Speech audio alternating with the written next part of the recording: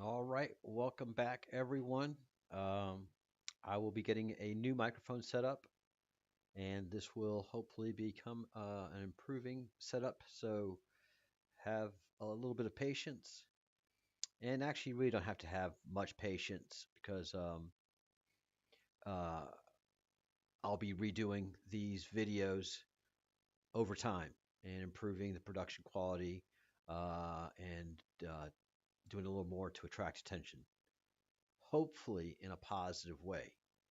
But this is the beginning of a researcher's struggle, and what I present is just absolutely mind blowing and somewhat bonkers. So, um, thank you for everyone that is joining, and for those that are supporting the process and the project, thank you very, very much. So, a reset has occurred. There's just absolutely, with yesterday's episode, talking about the ice sheet the um, over the over Canada, I guess is a better way to say it, but over North America, the North American ice sheet. There's plenty of maps, ancient maps that describe it, that show it, that that discuss it. Again, ancient maps, and the like everything else in this reset, everything's been redated to create confusion, babbles, babbles and babbles and babbles, and cycles of babbles, until you just start looking at the archaeology and have an archaeologist mind on doing this. So um, that is what I've been doing, and a lot of things strike me as uh, rabbit holes, but things that we have to pursue. And one of the things that is very striking to me is the melt of that ice sheet, and and the zeppelins. These guys, uh, I think, are absolutely capable of doing it. I think if you get enough zeppelins with mirrors and you start to melt the ice in the middle, you absolutely could cause, um, over time, a catastrophic inundation. So um, you get a bunch of zeppelins with mirrors, parabolic mirrors, and point to a central spot in the ice, maybe darken it somehow, and just over time, over time, just heat it up, and it gets to a certain point that that water is going to be self-heated. So as you keep raising the temperature of the core of the heating water, it's just going to get exponentially hotter.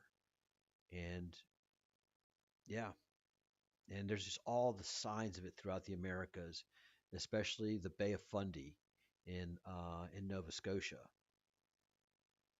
And again, Nova Scotia, Nova, Latin, Scotia, New Scotland, in Latin America. All the signs are there. All you have to do is A, educate yourself on it, like I have, and B, once you see what you've seen, you can't unsee it, and you have to work it out. But there was a great reset done,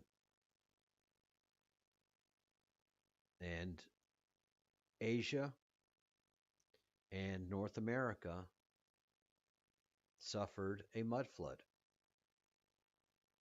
and it wasn't that long ago. All right, it was not that long ago. And with my research, and with the assistance of AI, uh, Chat GPT, but with with other with other points in history that are openly discussed, there are at least three plausible resets. So the 10,800 BCE to, or BC, I'm fine with saying BC, and 9600 BC. That's the Göbekli Tepe period. That is the Younger Dryas event. And um, so what people like me are talking about and have been talking about is a great flood, the Noah flood, and we're thinking that happened um, back 10,800 BC, give or take. And then Göbekli Tepe being buried with carbon datable material also agrees with a great flooding event. And then the ice sheets, the ice core studies, the Younger Dryas period, where the Earth was very cool, and then there was a heat event, and then a cooling event, and then the Earth suffered a heat rising event. So um, there's a second um, reset that happened during the Bronze Age collapse. So that is something that we have not talked about, but it's a plausible one. But the one that I'm focusing in on is 500 CE to 1300 CE. Based on suppressed medieval cartography, the reports of frozen, inaccessible lands suddenly becoming habitable, and that is Canada and North America,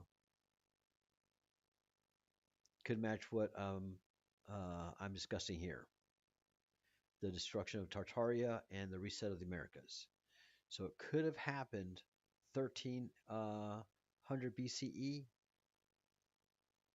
and then over several hundred years, the repopulation of those places.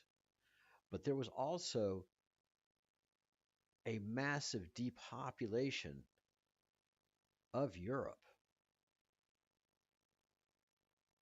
So something that happened that was very interesting that has happened uh, that not a lot of people recognize because they're not from here, but I do because I have family here, and a lot of Basque people relocated to the Americas. A lot of Spaniards relocated to the Americas, North, Central, and South America. So there was there, and that's one of the that is the biggest reason for all of these villages being abandoned in Europe. So one of the biggest problems that we have is the massive amount of abandoned villages throughout European countries. There are over 8,000. Well, let me say over 8,000, between 8,000 and 13,000 abandoned villages here in Spain alone. And that didn't happen overnight. So that started happening when my grandfather emigrated. Not started happening, but had been happening since my grandfather emigrated to Cuba and then New York. My Spanish grandfather, my Basque grandfather. So there was a very big depopulation happening in Europe and a repopulation happening in um, in all of the Americas, and that has been a big problem for the depopulation of Europe, the repopulation of the Americas. And so, yeah, who did it? Uh, could it have been the Latins that remained in Europe uh, who who had a grudge both against Tartaria and North America? Quite possibly, quite possibly. So I'm saying a post-Roman high-tech civilization. One of my proofs is being this Zeppelin. So this is a sophisticated piece of equipment. Don't just look at this and think, it's a Zeppelin. Oh my gosh, no. This is a very, very um, complicated, highly engineered piece of equipment that is very much part of the feature of um, of the Art Deco period. So the Art Deco period is older than the 1920s. Everything's been redated. Everything has been redated, and I think it's post World War One and World War Two that caused this redating to go into effect. The great loss of lives of men from Russia to North America and South America, um, for some places that were involved. So just a lot of memory was taken out on the battlefield, and then slowly a new education system with a new material to influence the minds after a dreadful and totally disabling event such as World War II, which was brought on by Germany, just as World War One was, which was an equally massive event, and so allowed for the redating to happen. And this is, in effect, the technology of World War One. This is from 1918. Okay, to get the gases. Okay, that is a complex chemical process. You don't get helium by just getting thin air. No, that's a complex chemical process to create helium. The the infrastructure, which is a very light aluminum to Americans, aluminium to the British, um, that's a very complex casting process. And then you had to do a bunch of them to make a bunch of airships. This is a an attack airship. So and flying low to the ground, and you can see folks below it.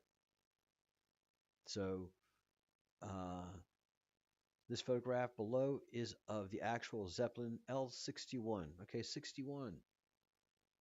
There's at least 61 of these, and L airship that flew over uh, Lancashire on April 12th, 1918.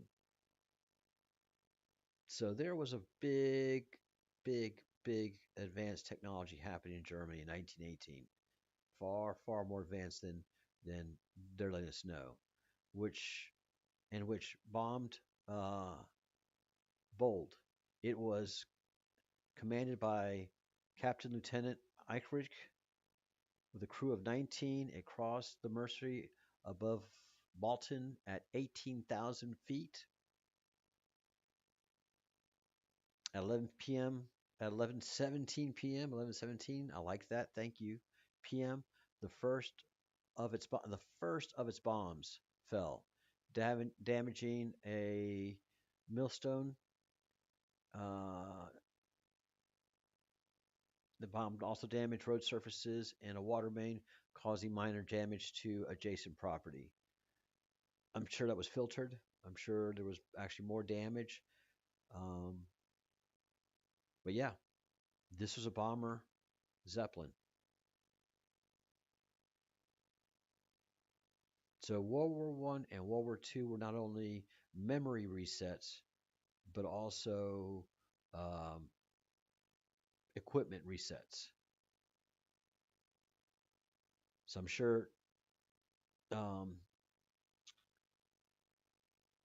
when World War Two, when um, the Zeppelin burned in New York,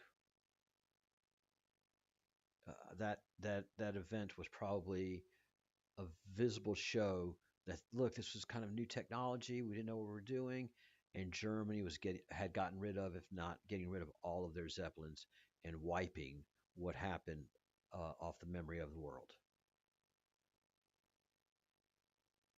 So that is my running theory right now because as the study yesterday and um, California on so many maps being an island and the ice sheet being present and then the ice sheet gone and the United States being one big landmass with California,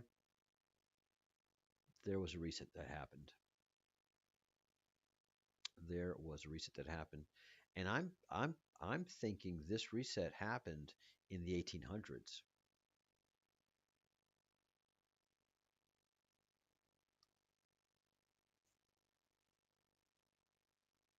I don't know.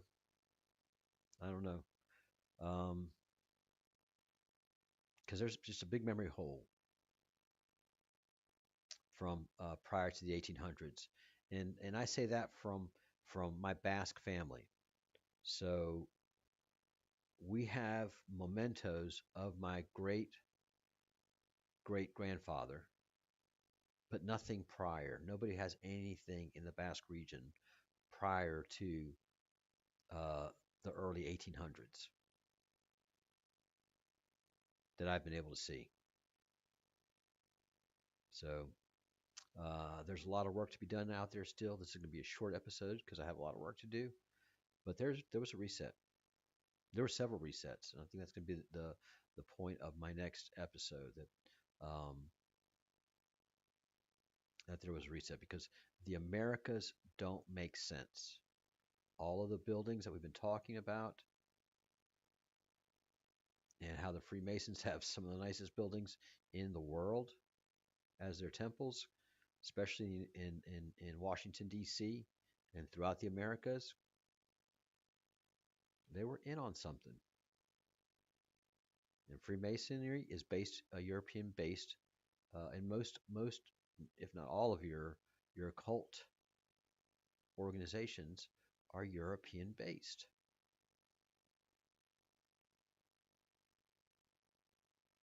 So one of my biggest indicators is a show that we did about the Parthenon in Tennessee. A whole Parthenon with a goddess and everything.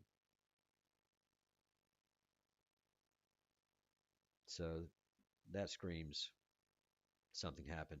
And the photographs that go with it, and then there's just no other information that happens.